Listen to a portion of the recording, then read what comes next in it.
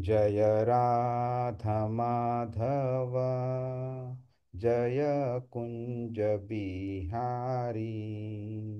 जय राधा माधव, जय कुंज बिहारी। जय गोपी जन वल्लभ, गिरिवरधारी।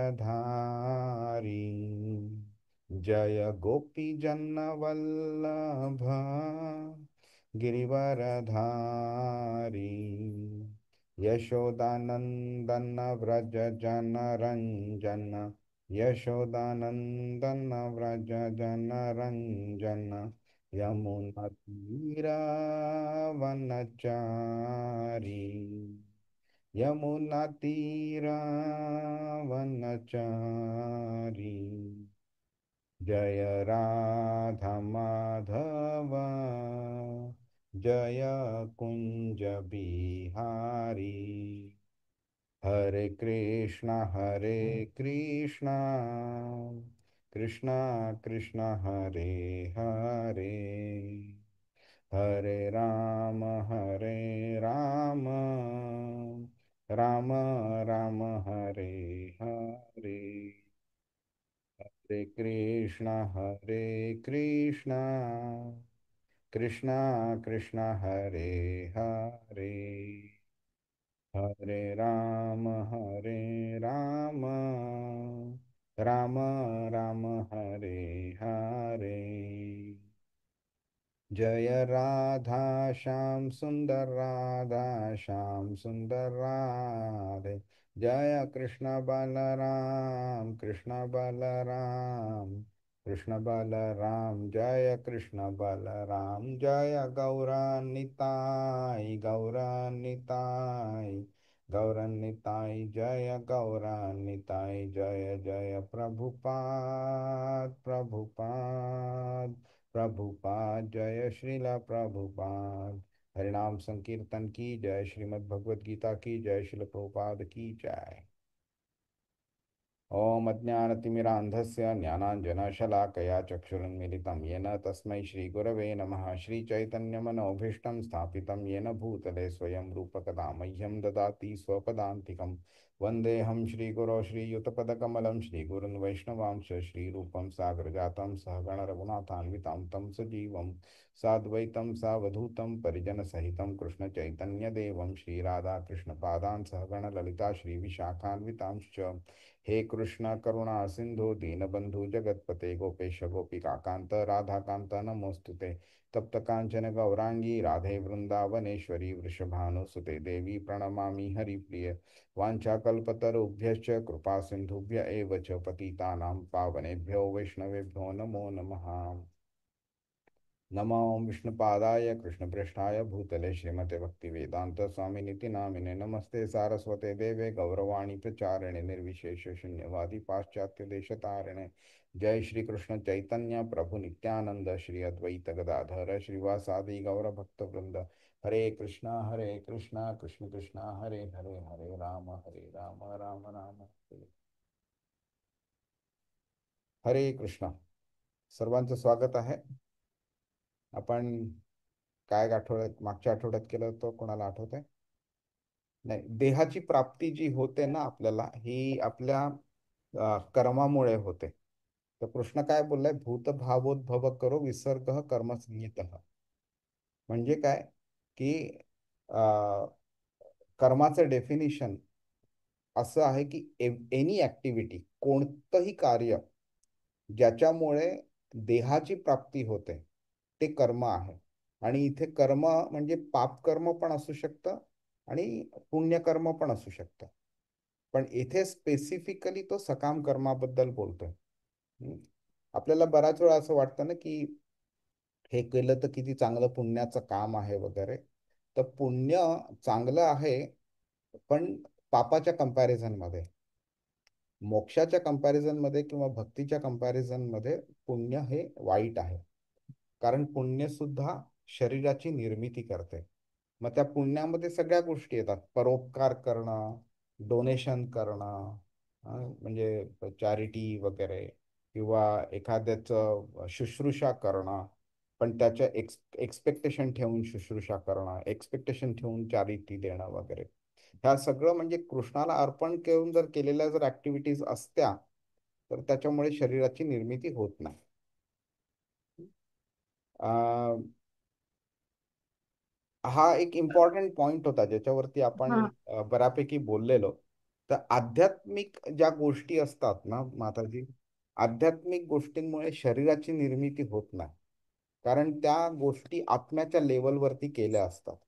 आत्म्याच्या हा सॉरी लेवलवरती. सॉरी प्रभूजी, आम्हाला हेच सॉरी, मी तुम्हाला इंटरप्ट करते, पण आध्यात्मिक गोष्टी आपल्याला बेसिकली कृष्ण भगवानांच्या जवळ जाण्याकरता प्रवृत्त करतात. जर कोणी अ, देवी देवतांचं वेदांमध्ये जसं सांगितलेलं आहे तसं जर केलं तर आपण अ, अ, म्हणजे वेगवेगळे शरीर नेक्स्ट जन्मामध्ये घेऊ शकतो किंवा अ, देवता लेवलला पोहोचू शकतो, पण भगवान श्रीकृष्णांपर्यंत पोहोचू शकत नाही.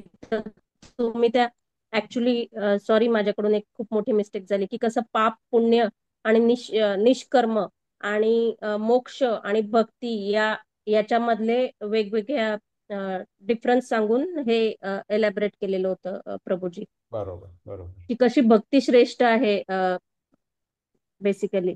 Correct, correct. ठीक आहे.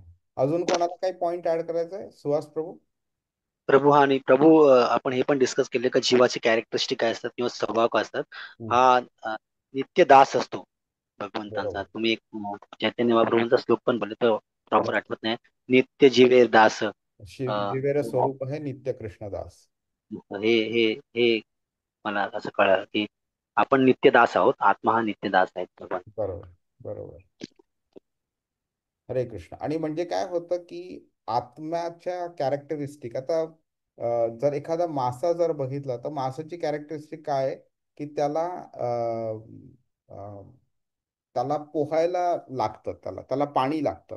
तर म्हणजे त्याच्या शरीराच्या कॅरेक्टरिस्टिक्स अशा आहेत की त्या शरीराचं जर सर्वायवल हवं असेल तर तो पाण्याच्या बाहेर राहू नाही शकणार. तर ती त्याची कॅरेक्टरिस्टिक झाली, मूळ मूळ स्वभाव झाला त्या शरीराचा. आत्म्याचा मूळ स्वभाव म्हणजे तो स्वतः एन्जॉयर नाही आहे. He has to work to make Krishna enjoy. कृष्णाच्या आनंदाप्रित्यर्थ he has to work. Simple. Hare Krishna. कोणाला काही प्रश्न आहे? नाही. ठीक आहे, आपण आता चौथा श्लोक बघूया. अधिभूतं क्षरो भावः पुरुषश्चाधिदैवतम् अधियज्ञोऽहमेवात्र देहे देहभृतां वर. अनुवाद. हरे कृष्ण. हे देहभृतांवर निरंतर परिवर्तनशील असणाऱ्या भौतिक प्रकृतीला अधिभूत असे म्हणतात. चंद्र सूर्यासारख्या देवदेवतांचा समावेश असणाऱ्या परमेश्वराच्या विराट रूपाला अधिदैव असे म्हणतात. आणि प्रत्येक देहधारी जीवांमध्ये परमात्मा रूपाने मी पुरुषोत्तम भगवान वास करतो आणि मलाच अधियज्ञ असे म्हटले आहे, यज्ञाचा अधिष्ठाता असे म्हटले आहे. हरे कृष्ण. ती थोडी स्पेलिंग मिस्टेक आहे, ते मलाच पाहिजे. ते मलाच ते चुकून झालंय. ते मलाच अधियज्ञ, यज्ञांचा अधिष्ठाता असे म्हटले जाते. आता कृष्णाने इथे 4 प्रश्नांची उत्तरं दिलीत. आठवते अर्जुनानी काय काय प्रश्न विचारलेली? 8:1 प्रभू आणि हो. 8:2 मध्ये. 8 प्रश्न विचारलेले होते. हा. ते तुम्ही सांगितलं की तिसऱ्या आणि चौथ्या श्लोकात 5 आणि 3 श्लोकाची उत्तरं आणि मिळतील आणि बाकीचे सगळे जे श्लोक आहेत त्याच्यामध्ये मग समय काय अवस्था असते त्याचं पूर्ण पूर्ण चॅप्टर मध्ये. हा. तर 8 पैकी 5 प्रश्नांची उत्तरे अगोदर भगवंत अर्जुनाला देतात आणि त्यानंतर 3 प्रश्न त्याच्यामध्ये ब्रह्म, नंतर मग अधिपती, हा. अध्यात्म. अध्यात्म. हा. इथे दिलंय आपण किम तद ब्रह्म म्हणजे ब्रह्म म्हणजे काय. हा. किम अध्यात्मम म्हणजे अध्यात्म म्हणजे काय. हा. किम कर्म, सकाम कर्म म्हणजे काय. अधिभूतम च किम. हा. म्हणजे अधिभूत म्हणजे काय. आणि अधिदैवम किमुच्यते म्हणजे अधिदैवम हे काय आहे. ठीक आहे. तर हे 5 प्रश्न झाले. आणि इकडे त्यांनी अधियज्ञ कथम को अत्र, हा म्हणजे एकतर अधियज्ञ काय आहे आणि कुठे राहतो तो, हे 2 झाले. देहे अस्मिन को अत्र देहे अस्मिन. नंतर प्रयाण काले च कथम न्यायोसी नियतात्मभी, हा 8वा प्रश्न झाला. म्हणजे अधिभूत, अधियज्ञ आणि अधिदैव काय आहे, अधियज्ञ कुठे राहतो, ब्रह्म काय आहे, अध्यात्म काय आहे, कर्म काय आहे, आणि फायनली प्रयाण काले मृत्यूसमयी जे नियत आत्मभी आहेत, जे तुझं ध्यान करतात, तुझी भक्ती करतात, त्यांचं काय होतं. ठीक आहे. तर आता इथे तो 4 प्रश्नांची उत्तरं देतोय. अधिभूत म्हणजे काय आहे, अधिदैव काय आहे, अधियज्ञ काय आहे, आणि अधियज्ञ कुठे राहतो म्हणून. ठीक आहे. आपण ते सिंपल पद्धतीने समजून घ्यायचा प्रयत्न करूया आपण. तर हे सगळं तो का सांगतोय कृष्ण. एक तर त्या अर्जुनाने प्रश्न विचारला आहे म्हणून ते तर आहेच, पण जर रेलेव्हंट नसतं तर अर्जुनाने प्रश्नच विचारला नसता. ठीक आहे. तर रेलेव्हंट का आहे हे हे हा प्रश्न किंवा ह्याची उत्तरं या संपूर्ण भक्तियोगाशी हे रेलेव्हंट का आहे, कोण सांगू शकेल. सीमा कारण माताजी. आपल्याला हे पूर्णपणे अ, कळायला पाहिजे बेसिकली की आपण एक शरीर नसून आत्मा आहे. नंतर श्रीकृष्ण भगवान म्हणजे अगोदरच्या अध्यायामध्ये 7व्या अध्यायामध्ये तर त्यांनी सांगितलेलंच की ते श्रेष्ठ आहे, पण तरी पुन्हा ते कसे श्रेष्ठ आहे, तर तुमच्या शरीरात त्यांचा अंश आहे. हृदयामध्ये, शरीरात म्हणण्यापेक्षा हृदयामध्ये अंश आहे. आणि त्याला किती म्हणजे अ, हे सगळ्या गोष्टी जरी टेक्निकल असल्या तरी आपण डे टू डे लाईफ मध्ये अ, अ, कसं आपण शरीराला महत्व देऊन या गोष्टी इग्नोर करून अ, आपलं लाईफ घालवत असतो. त्यामुळे आपला एम शुड बी भक्ती. म्हणून आपण हे सगळं देव देवता श्रीकृष्ण भगवान नंतर यज्ञ आतापर्यंत आपण मागच्या अध्यायामध्ये शिकलो होतो की यज्ञ इज नथिंग बट त्याग आणि विष्णू भगवानांची केलेली अ, हे. पण आता इथे अधियज्ञ म्हणजे काय, तर हे these are really very important to understand to go to next level of or reach or close to the bhakti I would say. Okay. Okay.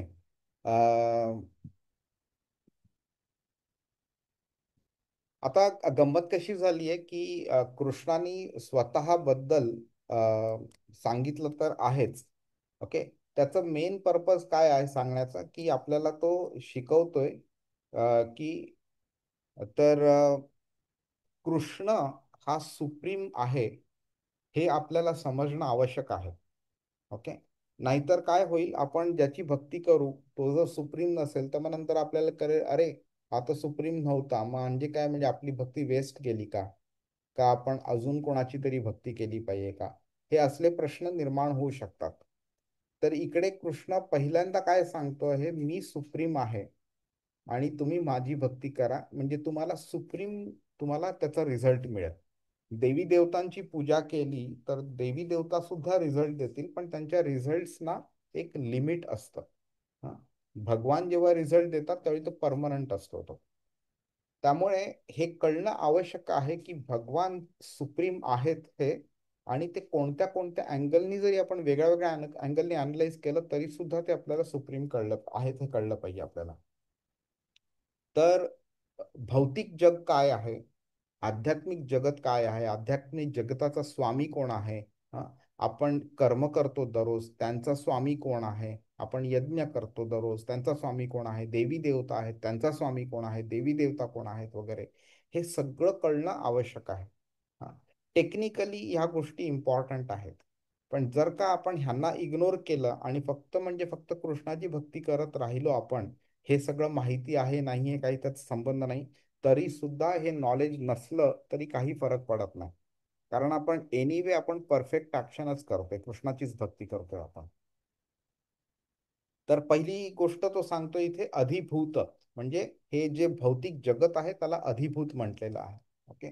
भूत म्हणजे काय, तर भूत म्हणजे हे आपण जीव वगैरे असतो त्यांना आपण भूत म्हटलं जातं. त्या भूतांचा स्वामी कोण आहे? तर म्हणजे हे शरीर जे आहे त्याचं स्वामी म्हणजे हे भौतिक जगत जे आहे ते.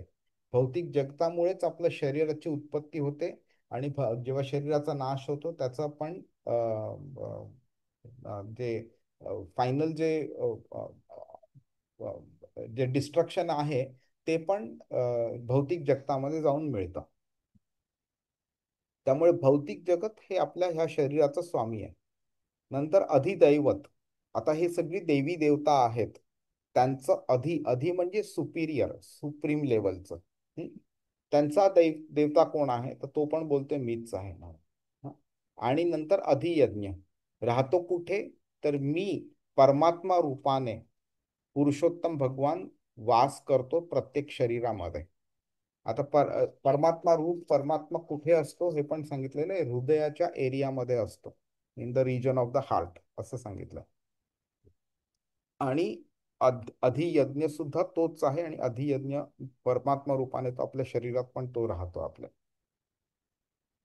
आता हे सगळं कळल्यावरती आपल्याला कळून येतं की आपण जे आधी म्हणजे लोक एकमेकांना नमस्कार करायचे ना, तर त्याचं असं सांगायचं उत्तर दिलेलं की नमस्कार म्हणजे नमः आणि त्याचं एक्झिक्युशन ऑफ द ऍक्शन म्हणजे नमस्कार. तर जेव्हा आपण नमस्कार करतो त्यावेळी आपण समोरच्या व्यक्तीलाच नाही तर समोरच्या व्यक्तीमध्ये असणाऱ्या परमात्माला सुद्धा नमस्कार करतो आपण. म्हणून आपण एकमेकांना ग्रीटिंग म्हणून नमस्कार बोलतो आपण. तर हे परमात्मा प्रत्येक जीवामध्ये असल्यामुळे ना 13व्या अध्यायाच्या 22व्या श्लोकामध्ये सुद्धा कृष्णाने सांगितलंय की मी परमात्मा रूपाने प्रत्येक जीवाच्या हृदयात स्थित आहे. त्यामुळे मी प्रत्येक जीवाची प्रत्येक इच्छा मला समजते आणि प्रत्येक कार्य प्रत्येक कर्म मला समजतं. मी फक्त ऑब्झर्व करत राहतो, मी काहीही इंटरफिअर करत नाही. उपद्रष्टानुमंताच भरता भोगता महेश्वर. तर उपद्रष्टा मिनिंग मी ऑब्झर्व करत राहतो आणि अनुमंता म्हणून म्हणजे मी परमिशन देतो. मग एखादी गोष्ट आपण करू नये जर आपल्या त्या आध्यात्मिक मार्गाकरता चांगली नसली तर तो खरं तर स्टॉप करायला पाहिजे त्याने. पण तो आधी आपल्याला वॉर्निंग्स देतो की नको करू नको करू, हे चांगलं नाही, ह्याचा दुष्परिणाम असे असे आहेत. आणि तरी सुद्धा हट्ट जर का कोणी करत राहिला तर मग तो शेवटी परमिशन देतो आणि तो जेव्हा परमिशन देतो तेव्हाच ते ऍक्शन्स ऍक्च्युली घडू शकतात. तर हे तर परमात्मा करतो आणि परमात्मा रूपाने ऍक्च्युली कोण करत असतं तर श्रीकृष्णच करतोय हे. त्यामुळे हे जे 3 मुख्य पैलू आहेत भगवंतांच्या पूर्ण ह्या पर्सनॅलिटीचे. ओके. आणि अधिभूत अधिदैव आणि अधियज्ञ. पण ह्याच्यापेक्षाही एक मोठी गोष्ट आहे म्हणजे हे सगळं नॉलेज मिळून काय झालं, ही तर थिअरी झाली. ऍक्च्युली ह्या नॉलेजचा उपयोग कसा करायचा तर प्रयाण काले पिचमाम. जेव्हा भक्त लोक त्याचं स्मरण करतात कृष्णाचं शेवटच्या समयी त्यावेळी आपण कृष्णाला प्राप्त करू शकतो आपण. तर त्याचं उत्तर त्यांनी 5व्या श्लोकापासून पुढे दिलेलं आहे. पण गंमत कशी आहे की हे नॉलेज जेव्हा मिळतं त्यावेळी आपल्या ऍक्शन्स आपली मेंटॅलिटी चेंज होते आणि मग त्यामुळे आपण स्वतःला अजून अजून अजून अजून आपल्या मानसिकरित्या शुद्ध करतो आपण स्वतःला.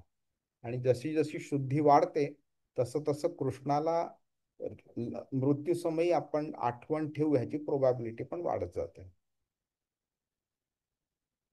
तर अधिभूत म्हणजे काय तर ती अक्षरम ब्रह्म परमम कृष्ण आणि 3ऱ्या श्लोकात सांगितलेलं आहे राईट.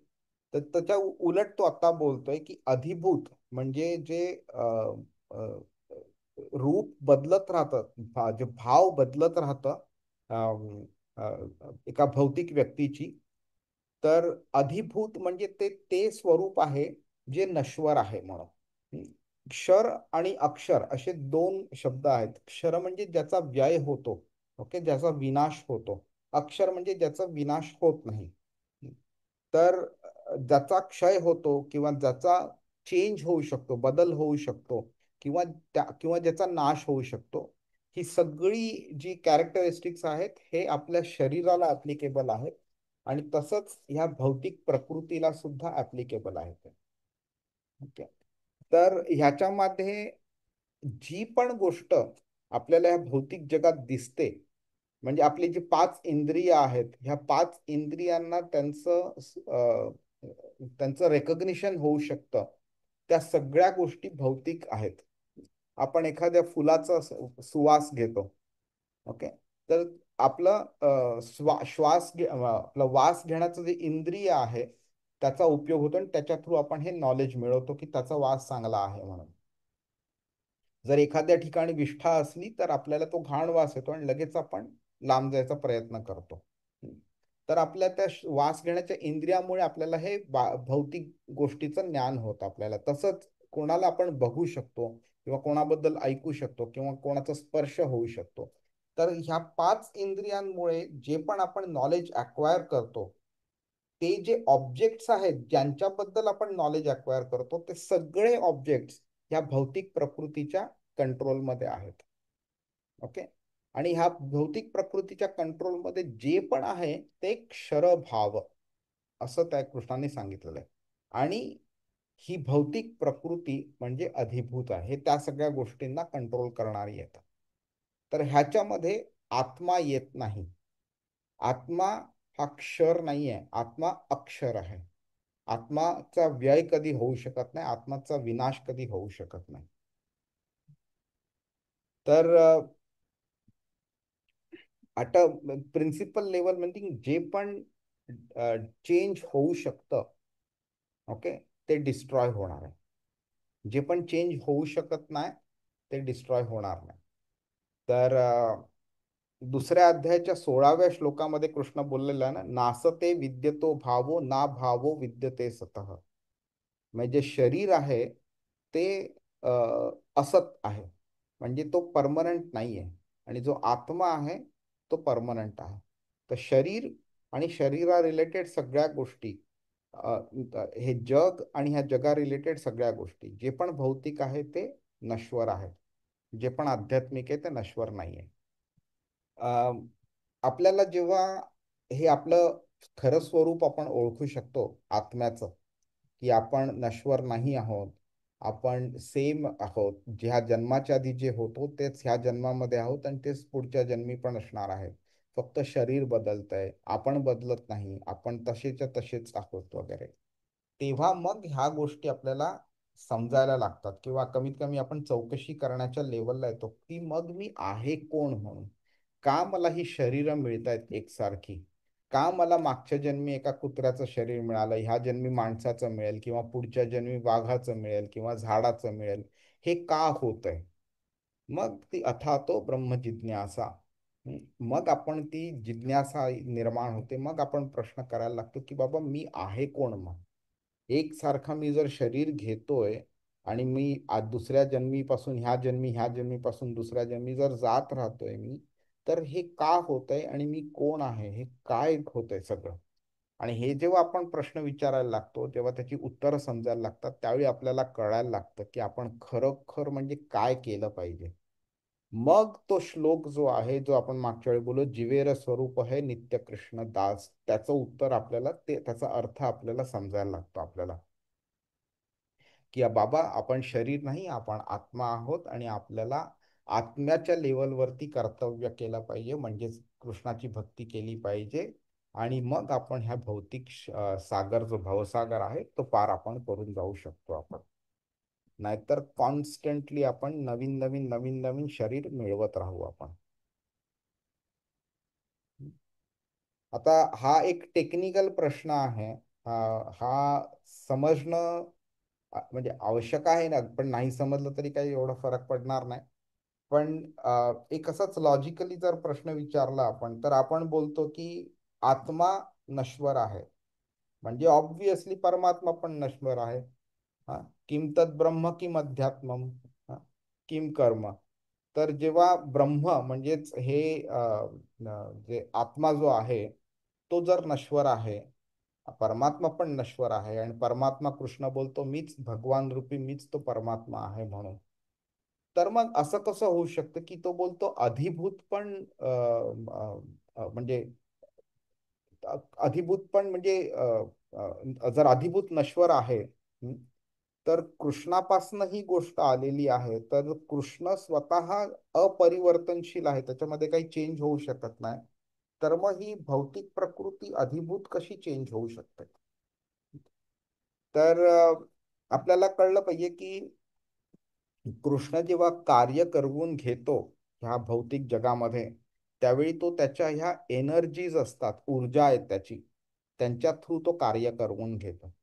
ओके. तर जेव्हा आपण 7व्या अध्यायाच्या 4थ्या श्लोकामध्ये आपण बघितलेलं ना, तर तिकडे कृष्ण काय बोला, इति यम्मे भिन्ना प्रकृतीरष्टधा. भिन्न ही एक वेगळी, स्वतःपासून वेगळी पण स्वतःशीच रिलेटेड अशी त्याची ही प्रकृती आहे. ती प्रकृती हे सगळं कार्य घडवून आणते. ओके. पण त्या प्रकृतीचा कंट्रोलर कोण आहे?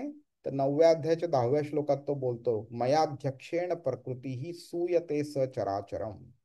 माझ्या अध्यक्षतेखाली, माझ्या कंट्रोलरशिपच्या खाली ही प्रकृती सगळी कार्य करते.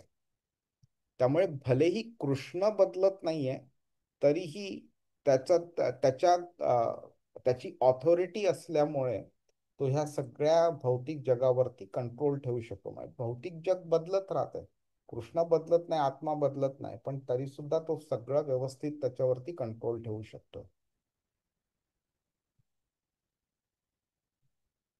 अधिदैवत. आता आपण 7व्या अध्यायामध्ये आपण शिकलो ना, देवता वगैरे जे आहेत हे इंटरमिजिएट लेवलचे ऑथॉरिटी आहे, सुप्रीम ऑथॉरिटी नाही आहे. तर कृष्ण काय बोललाय की ज्यांची बुद्धी भ्रष्ट झालेली असते भौतिक आसक्तीमुळे, ती लोक माझी पूजा करत नाही, ती लोक देवी देवतांकडे जातात. आता देवी देवतांकडे जाण्याचा प्रॉब्लेम काय आहे? दोन प्रॉब्लेम्स आहेत. पहिली गोष्ट म्हणजे ते जे काही देतात ते लिमिटेड असतं, टाइम पिरियडच्या दृष्टीने सुद्धा आणि इन्फ्लुएन्स ऑथॉरिटीच्या दृष्टीने सुद्धा. बरोबर. तुम्ही एखाद्या देवी देवताकडे गेलात आणि त्यांच्याकडे पैसा मागितला, तर ते बोलू शकतात की बाबा पैशाची देवी लक्ष्मी आहे, किंवा गणपतीकडे तुम्ही जाऊ शकता पैसा मागायला, मी ते देऊ नाही शकत. किंवा तुम्ही अतिशय चांगली बायको किंवा नवरा किंवा पुत्र वगैरे मागायला गेलात, तर मग मे बी तुम्हाला गणपती किंवा लक्ष्मी माता बोलू शकेल की हे माझं डिपार्टमेंट नाही, हे कोणाचं दुसऱ्याचं डिपार्टमेंट आहे. म्हणजे लिमिट आहे ते काय देऊ शकतात ते, आणि ते किती वेळ देऊ शकतात ते लिमिट आहे. पण कृष्ण काय करतोय की, आणि आणखी दुसरी गोष्ट म्हणजे जेव्हा देवी देवतांची पूजा करतो त्यावेळी लोक त्यांच्या धामी जातात, कृष्णाच्या धामी जाऊ शकत नाही ते. पण इथे कृष्ण काय बोलतो, जर तुम्ही माझी पूजा केली तर तुम्ही माझ्या धामी येऊ शकता तुम्ही. आणि कृष्णाचं धाम हे इनडिस्ट्रक्टिबल आहे, कधी त्याचा नाश होत नाही. 8व्या अध्यायाच्या 18, 19, 20व्या श्लोकामध्ये कृष्णाने सांगितलेलं आहे, 17, 18, 19 मध्ये, की देवी देवतांचं जे धाम आहे हे भौतिक जगामध्ये आहे, त्यामुळे ते डिस्ट्रॉय होतं आणि क्रिएट होत राहतं एकसारखं. पण कृष्णाचं जे धाम आहे ते कधी डिस्ट्रॉय होत नाही.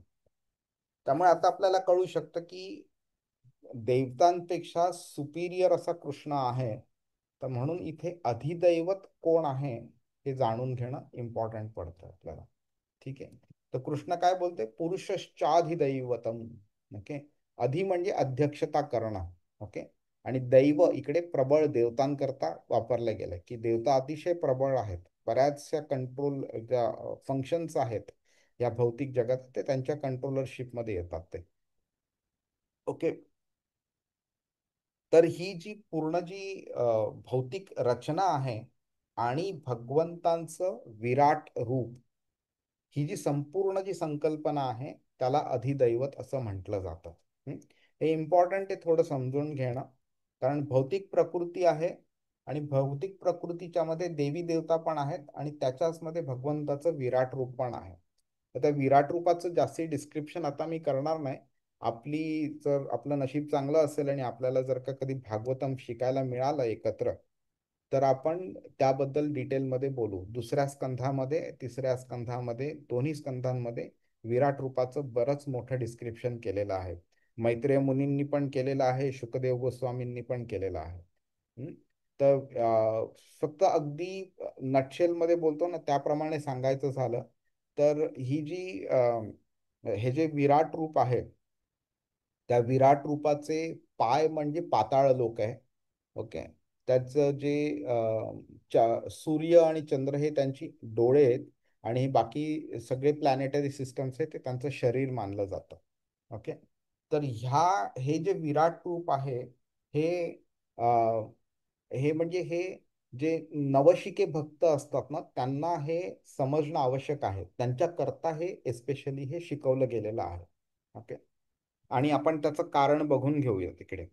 हे आज जे पण आपण बोलतोय ना हे थोडं टेक्निकल आहे. थोडं समजायला तुम्हाला डिफिकल्ट जाऊ शकतं. समजलं तर उत्तम, नाही समजलं तरी काहीही नुकसान नाहीये. भगवद्गीता समजण्यामध्ये तुम्हाला काहीही डिफिकल्टी येणार नाही जर का हे समजलं नाही तर. आपण जेव्हा भागवतम शिकायला जाऊ त्यावेळी हे जास्ती डिटेलमध्ये बघू त्यावेळी नक्कीच तुम्हाला गोष्टी समजतील. आता मी हे स्किप करतो. हे अति डिटेल मध्ये जाण्यासारखं होईल. तर एक कमेंट करू का हा प्रभूजी? हा बोला बोला. हा, मागच्या अध्यायामध्ये आपण हे पण शिकलेलो आहोत की देवी देवतांची पूजा केल्यानंतर जे फळ मिळतं ते काही कालानंतर नाश होऊ शकतं आणि नाश झाल्यानंतर again you have to go back to भौतिक world. That is one point I want to add. आणि बरोबर सेकंड, भगवानांची भक्ती करून ही सदैव म्हणजे तिचं बेसिकली भगवानांकडून आलेली गोष्ट कधीच तिचा नाश होऊ शकत नाही. बरोबर हे मला एक पॉइंट ऍड करायचा होता. बरोबर बरोबर अगदी बरोबर. थँक्यू माताजी. आम्ही हे स्किप करतो. मी हे मला वाटतं हे जरा टेक्निकल गोष्ट आहे. हे मी स्किप करतो. कोणाला जर काही अजून डिटेलमध्ये जायचं असेल ना तर मला सांगा मग मी बोलीन त्याबद्दल. ओके. आता एक कृष्ण बोलतोय ना इथे मी विराट पुरुष आहे म्हणून. तर म्हणजे विराट पुरुष अधिदैवत आहे असं बोलतोय कृष्ण. पण आता मग अधिदैवत म्हणजे जर विराट पुरुष आहे आणि तर विराट पुरुष म्हणजे कृष्ण नाही का हा प्रश्न निर्माण होऊ शकतो. आणि तुम्हाला आठवत असेल कमीत कमी 2 वेळा कृष्णाने महाभारतामध्ये स्वतःचं विराट रूप प्रदर्शन केलेलं. पहिलं म्हणजे दुर्योधनासमोर केलेलं. दुर्योधन बघू नाही शकला ऑफकोर्स ते, पण भीष्म पितामह, विदूर आणि हे हे दोघे बघू शकलेले. आणि नंतर मग विश्वरूप जे त्यांनी ह्याच्यावरती दाखवलं युद्धाच्या आधी दाखवलं ते. ओके. तर मग कृष्ण विराट पुरुष आहे हे समजू शकतो आपण. तर मग इथे विराट पुरुष म्हणजेच कृष्ण का हे जर आपण समजायचं बघायचं झालं तर आपण थोडं डिटेलमध्ये बोलू त्याबद्दल. की जर पुरुष हा अधिदैवत आहे म्हणजे सर्वोच्च असा प्रबळ देवतांचा पेक्षाही जो प्रबळ देवता आहे सर्वोच्च तो अधिदैवत आहे आणि त्याचं वर्णन कृष्णाने विराट पुरुष म्हणून केलेलं आहे. तर ह्याचा अर्थ म्हणजे सर्वोच्च देवता हा विराट पुरुष आणि कृष्ण सेम आहे का? तर उत्तर नाही. तर तो कृष्ण बोलतोय की तेच स्वतः अधिदैवत आहेत. आणि जर आपण अशा रीतीने समजून घेतलं इंटरनेट कनेक्शन स्टेबल नाही असं ऐकू येतं. ओके. जर का आपण अजून एका पद्धतीने जर आपण समजून घेतलं तर हे विश्वरूपाचं कृष्णाने हे शिकवलं का आहे? तर बऱ्याच वेळा काय होतं लोकांना निसर्ग हे देवता म्हणून मानतात. त्यांना कळत नाही की निसर्गाचा सुद्धा कोणी कंट्रोलर आहे म्हणून. मग दुसरी एक हायर लेवल येते. त्यांना वाटतं देवी देवता जे आहेत हे निसर्गाचे कंट्रोलर आहेत. मग हा प्रश्न अजूनही त्यांना येतो मग देवी देवतांचा कंट्रोलर कोण? मग जेव्हा जर का त्यांना कळलं की बाबा विष्णू किंवा कृष्ण किंवा राम किंवा कोणी अजून हे त्यांचे कंट्रोलर आहेत मग त्यांचा प्रश्न निर्माण होतो की पण ते तर तिकडे आहेत हे इकडे आहे ते कंट्रोलिंग कसं होतं? ते दिसत नाही आपल्याला. मग ते खरोखर आहेत का नाही आहेत का हे प्रश्न निर्माण होतात. म्हणून अशा नवशिक्यांना हे एक्सप्लेन केलं जातं की हे जे विराट पुरुष जे आहेत हे पूर्ण भौतिक जगामध्ये पसरले गेलेले आहेत. पाय त्यांचे पाताळ लोकात आहेत, म्हणजे पाताळ लोक हेच त्यांचे पाय आहेत. त्यांचं बाकीचं शरीर त्याचे वेगळे वेगळे डिस्क्रिप्शन केलेलं आहे. त्यांचे डोळे, त्यांचे केस, त्यांच्या हात, त्यांचे बाहू, त्यांच्या छाती, त्यांचं पोट वगैरे काय काय आहे सगळं भागवतामध्ये डिस्क्राईब केलंय. पण तिथेच शुकदेव गोस्वामी हेही सांगतात की हे सगळं जे आहे हे भौतिक आहे. ते आध्यात्मिक नाही आहे. आध्यात्मिक लेवलवरती जायचा प्रयत्न केला पाहिजे व्यक्तीने, आणि त्यावेळी व्यक्तीला समजतं की आपण डायरेक्ट श्रीकृष्णाची पूजा केली पाहिजे. त्यामुळे ही जी संकल्पना जी आहे, पूर्ण जे सेटअप जो आहे, तो सेटअप एवढा करताच आहे की आपल्याला भगवंत नावाची काही गोष्ट आहे हे समजावं आणि त्यांची पूजा करावी. मग ग्रॅज्युअली परमात्मा जो आपल्या हृदयात स्थित आहे तो आपली भक्ती, आपली सिन्सिअरिटी वगैरे बघून नंतर विराट पुरुषापासून कृष्णापर्यंत आपली भक्ती नेण्याचं काम ते परमात्मा करतो मग आपल्याला.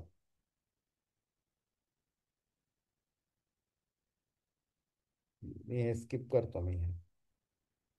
ह्याबद्दल आपण बोललो की भगवंतांचं जे विराट रूप आहे त्यांचं चिंतन करण्याचा सल्ला का दिला जातो नवशिक्यांना, डायरेक्टली कृष्णाकडेच का नाही नेत. तर गंमत अशी आहे, आपण बोललो त्याप्रमाणे की अ, हे हे जे सगळं जे स्वरूप जे आहे, ठीक आहे, हे स्वरूप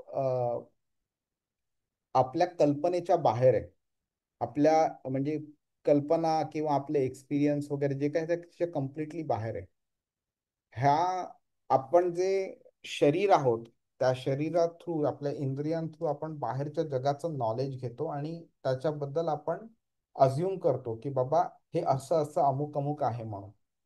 पण आध्यात्मिक जी गोष्ट असते त्याचं नॉलेज आपल्याला ह्या इंद्रियांद्वारे कधी मिळू शकत नाही. त्यामुळे जेव्हा आपल्याला एखादी गोष्ट शास्त्राद्वारे समजते पण ती आपण एक्सपिरियन्स करू शकत नाही, आणि आपण भौतिक गोष्टीचं जेव्हा नॉलेज घेतो आणि जे आपल्या इंद्रियांद्वारे समजतो आणि त्याच्यामध्ये रिलेशनशिप लावायला आपल्याला थोडी डिफिकल्टी जाते, त्यावेळी मग आपल्याला विराट पुरुष हे समजणं थोडं सिम्पल जातं. मग विराट पुरुष acts as a bridge between the actual आध्यात्मिक जगत आणि हे जे भौतिक जगत आहे ते. त्यामुळे हे विराट पुरुष is like a intermediate step. Okay. विराट पुरुष म्हणजे तुम्ही अगदी सिंपल गोष्टीमध्ये समजायचं झालं सीमा माताजी, तर तुम्ही विश्वरूप हे जे कृष्णाने जे दाखवलेलं ना, आणि त्याचं वर्णन 11व्या अध्यायात होणार आहे, तर ते एक असं रूप ज्याच्यामध्ये सगळे देवी देवता सामील आहेत, हे असं रूप तुम्ही इमॅजिन करू शकता.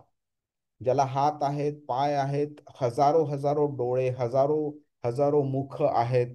ओके.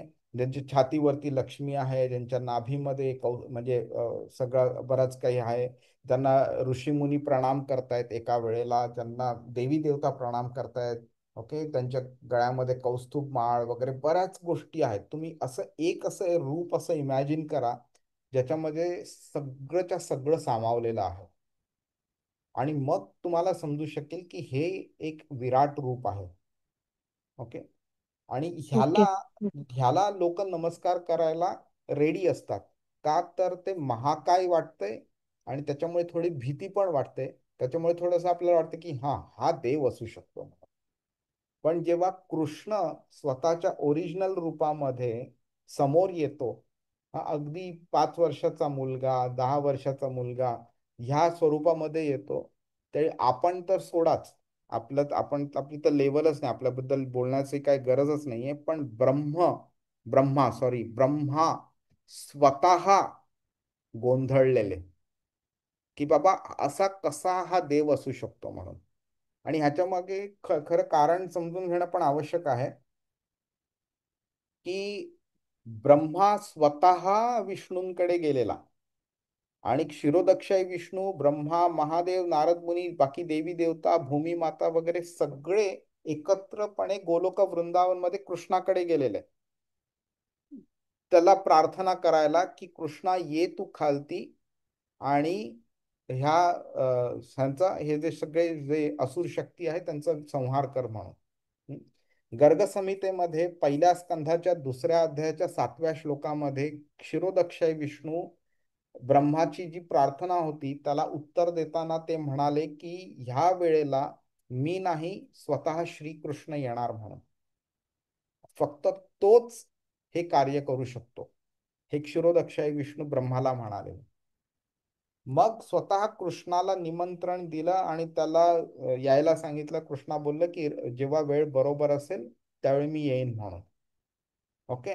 जेव्हा कृष्ण आला त्यावेळी नुसतं ब्रह्माच नाही तर नारद मुनी, बाकी देवी देवता सगळे त्याला नमस्कार करायला आलेले. जेव्हा ते देवकीच्या पोटात होते तेव्हा पण आले ते नमस्कार करायला, आणि जेव्हा ते चतुर्भुज रूपामध्ये प्रकट झाले तेव्हा सुद्धा ते आलेले नमस्कार करायला. हे ब्रह्माला माहीत आहे की कृष्ण अवतरला आहे म्हणून, तरी सुद्धा कृष्ण जेव्हा त्याच्या गोपांबरोबर, गायींबरोबर जेव्हा वृंदावनामध्ये गेलेला, वनामध्ये गेलेला, खेळायला गेलेला, पिकनिक पार्ट्यांना गेलेला वगैरे, त्यावेळी तो जेव्हा सगळ्या गोपांचं जेवण एकत्र करून ते सगळे जेवत होते, त्यावेळी श्रीमद भागवतम मध्ये वर्णन केलेलं आहे कृष्ण कसा जेवायचा. तर एका हाताने दही भात खायचा, दुसऱ्या हातामध्ये एक हे दोन जी बोटं आहेत ना, त्या दोन बोटांमध्ये लोणचं ठेवायचा, दुसऱ्या दोन बोटांमध्ये कोणतं तरी गोड पदार्थ ठेवायचा, आणि इकडे दही भात खायचा आणि एका बोटाने इकडे तो लोणचं खातोय. आपण सुद्धा अशा पद्धतीने खात नाही. हा. तर इथे भगवान स्वतः अशा पद्धतीने खात होता. तर ही सगळी पद्धत बघितली तर ब्रह्मा संमोहित झाला एकदम. अरे, असा कसा देव असू शकतो, ही काय पद्धत आहे का खाण्याची, हा देव खरोखर आहे का. म्हणून ब्रह्मानी त्याची परीक्षा घेतली, आणि मग ती ब्रह्मविमोहन लीला झाली. जेव्हा ब्रह्मानी सगळ्या गोपांना आणि गायींना पळवून नेलं, लपवलं तिकडे, आणि मग कृष्णाने काय केलं, प्रत्येक घरामध्ये तो स्वतःला त्यांनी एक्सपांड केला आणि प्रकट झाला वेगळ्या वेगळ्या रूपांमध्ये. जसे जे आधी गोपा होते आणि गायी होती, एक्झॅक्टली त्याच रूपामध्ये त्यांच्या ह्याला प्रकट झाला त्यांच्या त्यांच्या घरी. एवढं की त्यांच्या आईला, वडिलांना सुद्धा कळलं नाही की हा खरोखर आपला मुलगा नाही, हा कृष्ण आहे म्हणून त्यांना कळलं नाही. जेव्हा ब्रह्मानी त्यांना ठेवून तिकडे परत आले आणि बघायला आले की काय चाललंय बघूया म्हणून, त्यावेळी त्यांना कळलं की हे सगळेच्या सगळे गोपा आणि गायी तिकडच्या तिकडेच आहेत म्हणून, सगळे खेळतायत, काही झालं नाहीये. तर ब्रह्माला आश्चर्य वाटलं की मी तर खरोखर त्यांना पळवून लावलेलं, पण मग ही लोक आता कोण आहेत खेळतायत ते वगैरे. मग परत पळवून लावलं की नाही. मग ते जेव्हा त्याला प्रश्न निर्माण झाला, त्यावेळी कृष्णाने मग स्वतःचं विष्णू रूप जे आहे, त्या विष्णू रूपात तो सगळ्या गोपांमधनं, सगळ्या गायींमधनं तो प्रकट झाला. आणि इतके सगळे विष्णू एकत्र बघितल्यावरती मग ब्रह्म चक्रावला, आणि मग त्याला कळलं की बाबा आपण काय केलं आणि खरोखर कृष्ण कोण आहे म्हणून. आणि मग त्यांनी मग कृष्णाची माफी मागितली. सांगायचं पॉइंट हा आहे की ब्रह्मासारखी व्यक्ती सुद्धा हे जी बाल्य रूप आहे त्याला बघून चक्रावतो, गोंधळतो की बाबा खरोखर देव असा असू शकतो का म्हणून.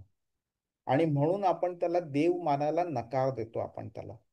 आणि अशा लोकांना समजवायला की बाबा देव नावाची गोष्ट आहे, तुमच्या कल्पनेच्या बाहेर आहे, ह्याचा अर्थ हा नाही की देव नाही म्हणून. पण म्हणून त्यांना पाप मार्गावर जाऊ नये त्यांनी, आणि त्यांना भगवंतांची भक्ती करण्याची संधी मिळावी म्हणून एक ब्रिज क्रिएट केलेला आहे भौतिक आणि आध्यात्मिक मध्ये, जो हा विराट पुरुष आहे तो. तर हे जे विराट पुरुष जो आहे त्याची तुम्ही भक्ती करता, तर कृष्ण बोलतो मी तोच आहे म्हणून, मीच तो आहे.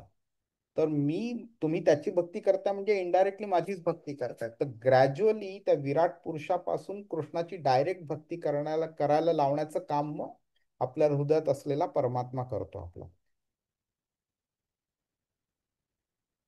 हरे कृष्ण. आय होप हे समजलं असेल. मी आता स्किप करतो हा पॉइंट. यज्ञांचा स्वामी कोण, अधियज्ञ. म्हणजे आपण इतकी सगळी यज्ञ करतो, हा अगदी घराकरता, स्वतःच्या फॅमिली करता काम करणं हे सुद्धा एक प्रकारचं यज्ञच झालं. तर कृष्ण बोलतोय मीच तो यज्ञ अधियज्ञ आहे. म्हणजे सगळं यज्ञ जे करतो, ज्या कारणाकरता करतो, ते सॅक्रिफाईस जे आपण करतो, त्याचा भोगता जो आहे तो मी आहे म्हणून. ओके. आणि नंतर त्याचं प्रॉपर टेक्निकल टर्म म्हणजे तो परमात्मा आहे. परमात्मा ह्या देहामध्ये स्थित आहे, त्यालाच अधियज्ञ असं म्हटलंय. तो प्रत्येकाच्या हृदयामध्ये वास करतोय तो. की काही लोकांना असं वाटतं की आपण यज्ञ करतो, लेट्स से फॉर एक्झाम्पल अग्नी त्या करता यज्ञ केला, किंवा इंद्रा करता यज्ञ केलं, किंवा ब्रह्मा करता केलं, किंवा ह्याच्या करता केलं. तर कृष्ण काय बोलतोय की हे सगळे देवी देवता जे आहेत ह्यांच्या करता जेव्हा तुम्ही यज्ञ करता, तरी सुद्धा फायनल रेसिपियंट मीच आहे. ओके. आणि कोणत्याही यज्ञाला एक काहीतरी ते काहीतरी गोष्ट प्राप्त करायची इच्छा आहे म्हणून यज्ञ केलं जातं. तर कृष्ण बोलतो त्यात कोणत्याही यज्ञामधनं काहीही प्राप्त करायची इच्छा असो, त्याचं फायनल रेसिपियंट मीच आहे.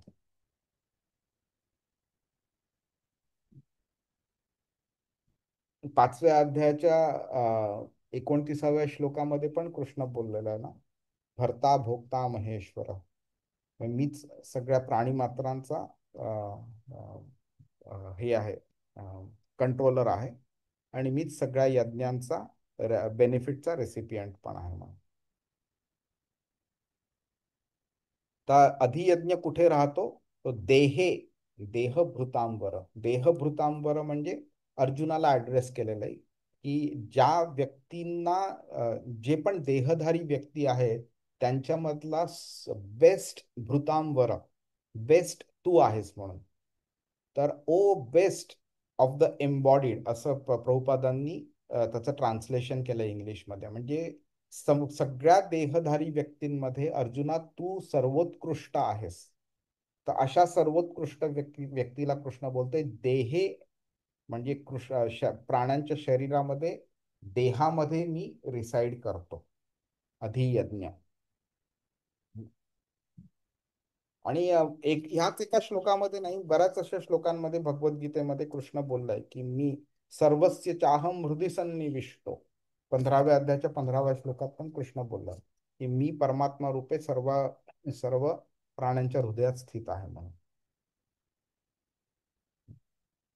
हे पण बरंच टेक्निकल गोष्ट झालंय की हे अक्षर जे आहे हे अपरिवर्तनशील आहे. तर ते स्वतः अपरिवर्तनशील आहे, मग ते बदलणारं जग कसं निर्माण करू शकतं म्हणून. तर आपण ह्याबद्दल ह्याच्यामध्ये बोललो की ऊर्जा आणि ऊर्जावान, म्हणजे ऊर्जा ज्याच्याकडे आहे, ह्या दोन गोष्टी आहेत. ह्या आपण एक आहे म्हणू शकतो, आणि ह्याला वेगळं वेगळं पण म्हणू शकतो. तर कृष्णाने आधी सांगितलेलं आहे की व्यक्तीमध्ये जर ऊर्जा असेल तर ती व्यक्ती जास्ती इम्पॉर्टंट आहे, ऊर्जा महत्वाची नाही आहे. ओके. पण व्यक्ती काय करतो, त्या ऊर्जेचा उपयोग करतो आणि कार्य घडवून आणतो. तर जेव्हा ती ऊर्जा काम करते त्यावेळी आपण समजू शकतो की व्यक्ती फक्त बघत राहते आणि ती ऊर्जा काम करते. ठीक आहे. तर इकडे कृष्ण पण बोलतोय भिन्ना प्रकृती रष्टधा इति यम्मे मे भिन्ना, म्हणजे माझ्या एनर्जीज आहेत ह्या सगळ्या, ज्याच्यामुळे हे सगळं क्रिएशन आणि डिस्ट्रक्शन होत राहते, आणि ते मी घडवून आणते माझ्या अध्यक्षतेखाली ते घडते म्हणून. त्यामुळे भलेही कृष्ण इनडिस्ट्रक्टिबल आहे आणि त्याच्या एनर्जीज सुद्धा इनडिस्ट्रक्टिबल आहेत, पण त्याचं एनर्जीचं जे प्रॉडक्ट बनतंय ते प्रॉडक्ट मुद्दामून डिस्ट्रक्टिबल बनवले.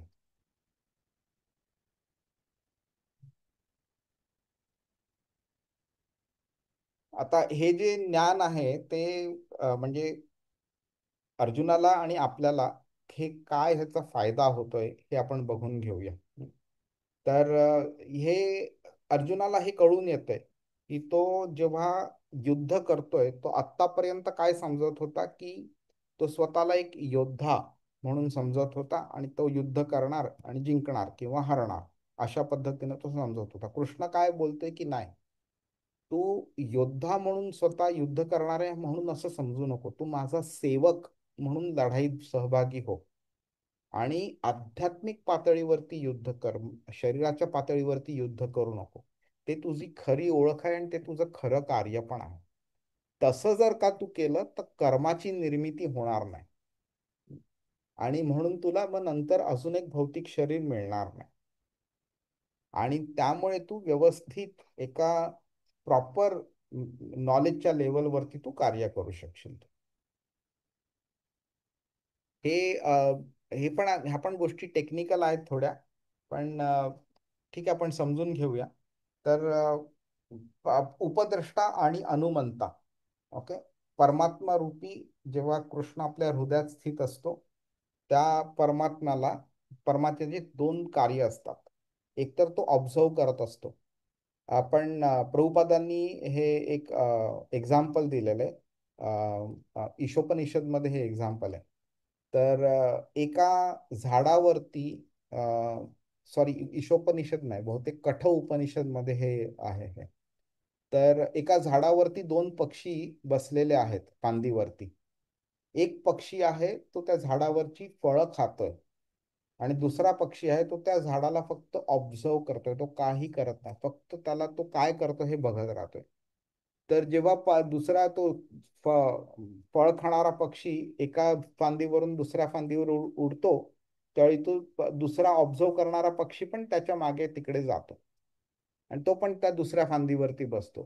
तो पहिला पक्षी परत नवीन फळं खायला चालू करतो, तर तो दुसरा पक्षी परत त्याला बघत राहतो. हे कंटिन्युअसली चालू असतं. इकडे फळ खाणारा पक्षी म्हणजे आपण एक जीवात्मा आहोत आणि तो ऑब्झर्व करणारा पक्षी म्हणजे कृष्ण, म्हणजे परमात्मा रूपी कृष्ण. ओके. तर ह्याच्यामुळे आपल्याला काय समजायला पाहिजे की आपली कोणतंही कर्म भगवानांपासून लपू शकत नाही. अगदी अमावास्येच्या दिवशी रात्री 12 वाजता अगदी गडद अंधार असताना सुद्धा जर का आपण एखादं चुकीचं कार्य केलं, कोणीही बघत नाहीये आपल्याला. अगदी लांब लांब पर्यंत एक चिटपाखरू पण नाहीये, तरी सुद्धा असं आपण समजू नाही शकत की त्या कर्माचं आपल्याला कधी उपभोगायला मिळणार नाही म्हणून, किंवा फळ भोगायला लागणार नाही. परमात्मा आपल्या हृदयात स्थित आहे, त्याच्यापासून काहीही लपू शकत नाही. आपलं कोणतंही वाक्य परमात्म्याला ऐकू येत नाही असं नाहीये. सगळं सगळं तो ऐकतोय. आपला कोणताही विचार त्याच्यापासून लपत नाही. हा, आपली कोणतीही इच्छा त्याच्यापासून लपत नाही. त्यामुळे कधी कधी आपण कोणाचं भलं किंवा वाईट चिंतन करतो, तर ते त्या व्यक्तीला भलेही नाही कळलं तरी ह्या परमात्म्याला कळतच कळतं. त्यामुळे आपण परमात्म्यापासून काहीही लपवू शकत नाही. त्याला सगळंच्या सगळं कळत असतं. हे सगळं तो ऑब्झर्व करतोय तो. तर हा झाला त्याचा पहिला रोल, ऑब्झर्व करण्याचा. दुसरा रोल आहे म्हणजे परमिशन देण्याचं. तर बऱ्याच वेळा आपल्याला कळतं की आपण एक चूक करतोय. आई वडिलांनी किंवा सोसायटीने शिकवल्याच्या बेसिसवरती आपल्याला कळतं एखादी गोष्ट चूक आहे, तरी सुद्धा व्यक्तीला ती करायची इच्छा निर्माण होते. हा, आणि तो करतो.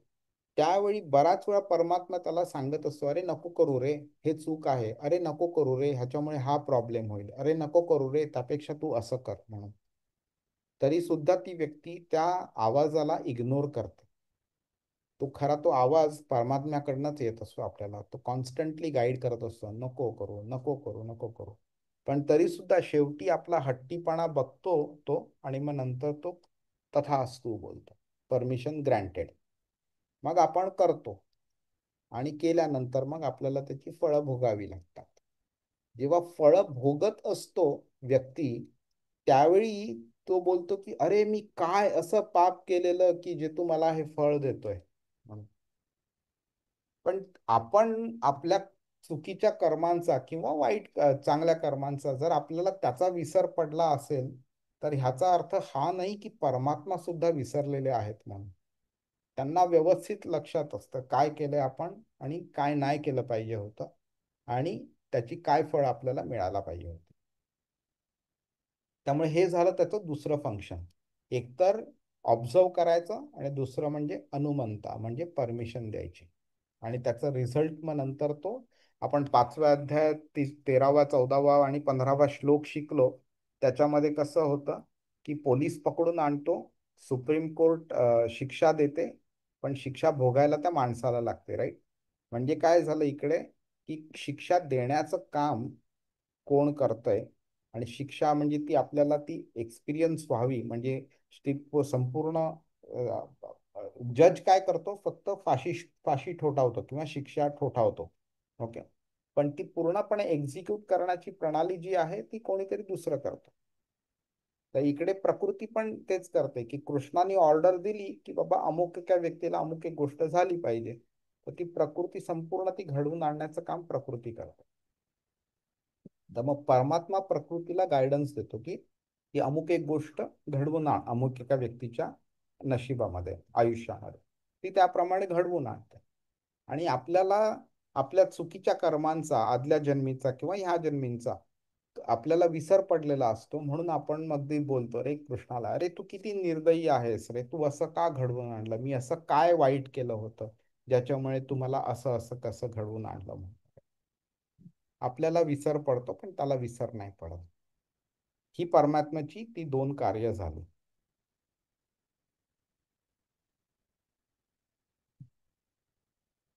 ओके. नंतर अहम एवात्र हा शब्द, एव असा शब्द वापरलाय, त्याचा अर्थ इथे असा येतो की कृष्ण बोलतोय की मी आणि परमात्मा हा भिन्न नाही आहे म्हणून. हा अधिभूतम क्षरो भाव पुरुषश्च अधिदैवतम अधियज्ञो अहमेवात्र देहे देह भूतांबर. म्हणजे हा जो परमात्मा तो हृदयात जो स्थित आहे तो मीच आहे. मीच भगवान श्री कृष्ण, परम पुरुषोत्तम भगवान श्री कृष्ण, मीच तो परमात्मा आहे. हरे कृष्ण. कोणाला काही प्रश्न आहे? आजचं सेशन भरपूरसं असं टेक्निकल होतं. बऱ्याच गोष्टी मे बी समजल्या नसतीलही, आणि खरं म्हणजे तुम्हाला जर ती समजलं नाही ती ती चूक माझी आहे, मी तुम्हाला नीट एक्सप्लेन करू शकलो नसेल. पण आपण जसं जसं पुढे जाऊ आणि जसं जसं आपल्याला भागवतम पण शिकायला मिळेल त्याप्रमाणे ह्या गोष्टी अजून क्लिअर होत जातील. अरे प्रभू, एक प्रश्न होता. हा बोला. तुम्ही सांगितलं की अर्जुन आध्यात्मिकपणे युद्ध करतो. आध्यात्मिक लेवलवरती युद्ध करतो. आध्यात्मिक म्हणजे यापासून म्हणजे आपल्या सारख्या जीवांना काय लेसन आहे, म्हणजे आध्यात्मिकपणे युद्ध आध्यात्मिक करतो म्हणजे नक्की? आध्यात्मिक म्हणजे आत्म्याच्या लेवलवरती. ठीक आहे. आता आपण एखादी गोष्ट करतो तर आपल्याला काय असतं, आपली इंद्रिय असतात त्यांची तृप्ती करायची असते. Okay. Let say for example जेवण. ओके. आपल्याला असं वाटतं की अमुक एक गोष्ट खाल्ली पाहिजे म्हणून. बरोबर. आता आपण एखादी गोष्ट खातो, त्याचे 2-3 फायदे असतात. आपल्याला भूक लागलेली असते, ती भूक शमते. आपल्याला चव हवी असते, त्या चवीचा आपल्याला चव पण आपल्याला मिळते, आणि आपल्या शरीराला न्यूट्रिशन पण मिळतात. ह्या तिन्ही गोष्टी आपण एखादं चुकीचा पदार्थ खाल्ला तरी सुद्धा मिळतं, आणि प्रसाद खाल्ला तरी सुद्धा मिळतं. हा.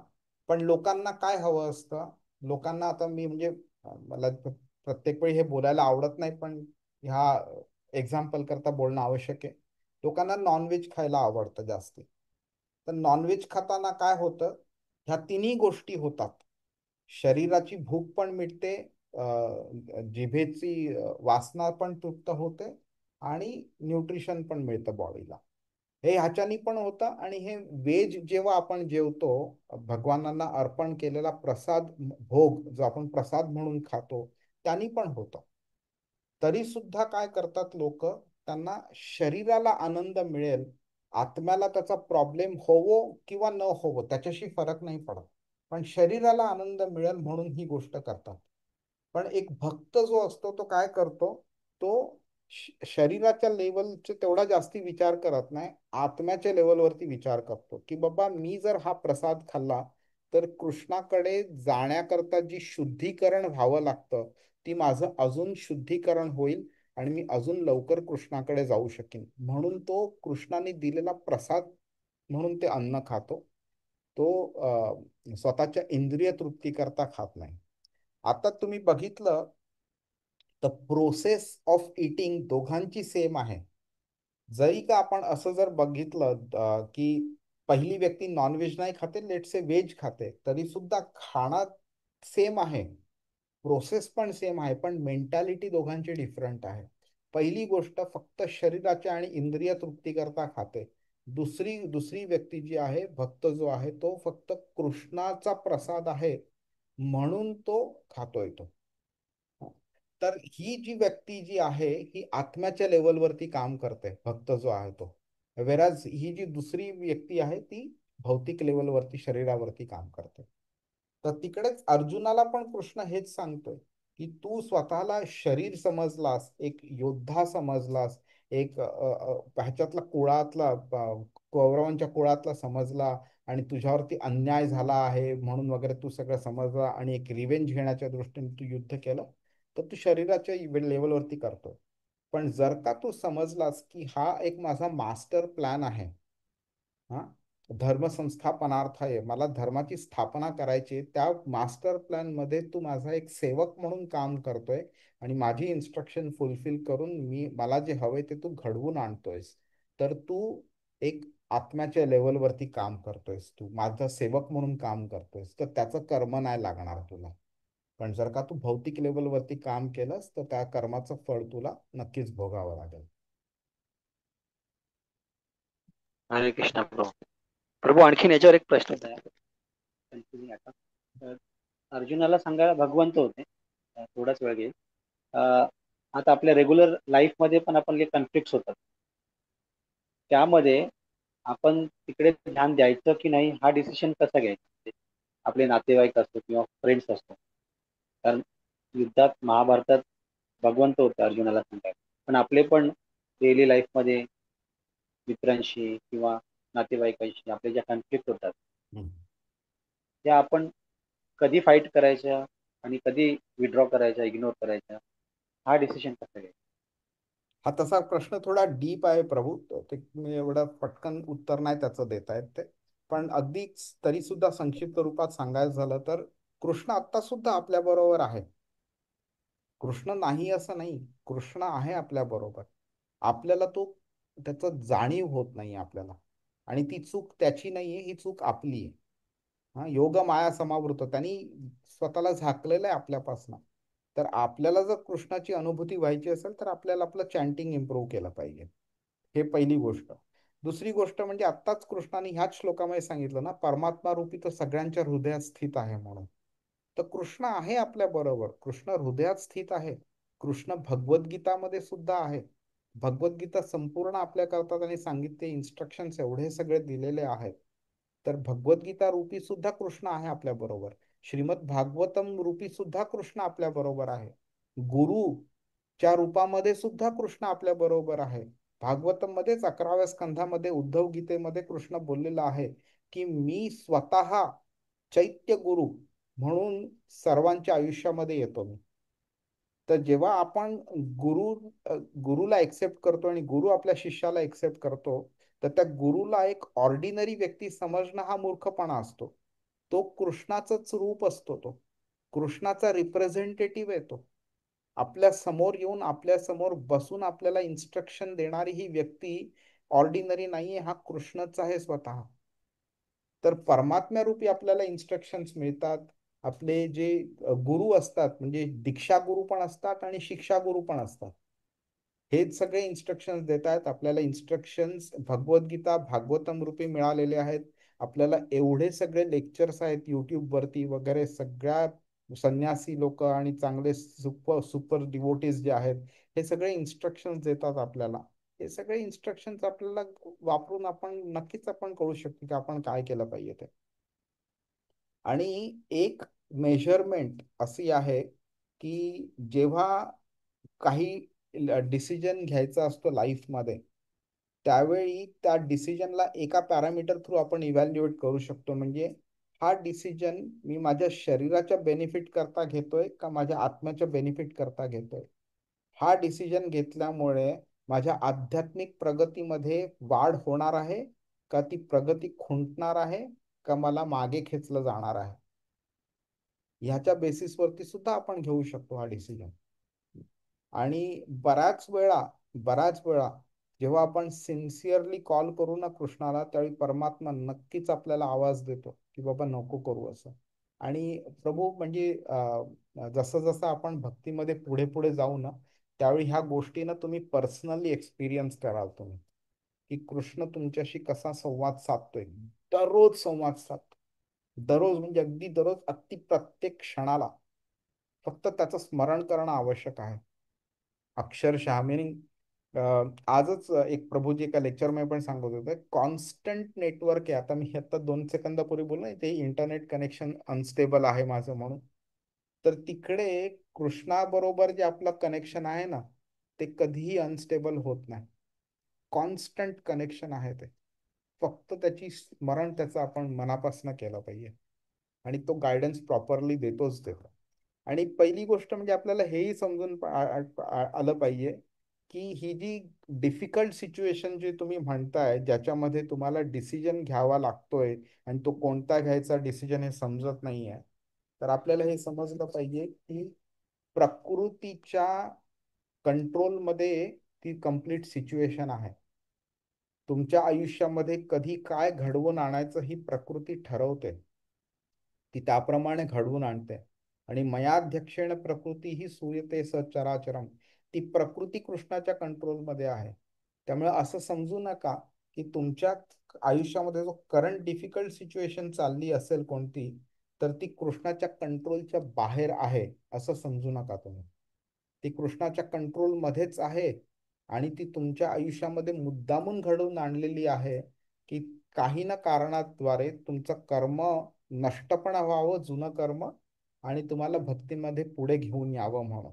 म्हणून ती गोष्ट घडवून आणलेली आहे तुमच्या आयुष्यात. त्यामुळे जे काही होतंय कृष्णाच्या इच्छेद्वारेच होतंय, आणि ते आपल्या आध्यात्मिक प्रगती करताच आहे. फक्त त्याचं कंटिन्युअसली स्मरण करत राहिलं पाहिजे आपण, बस. अजून काही करायची आवश्यकता नाहीये. हरे कृष्ण. हरे कृष्ण. हरे कृष्ण. तर आता भेटूया आपण पुढच्या आठवड्यामध्ये.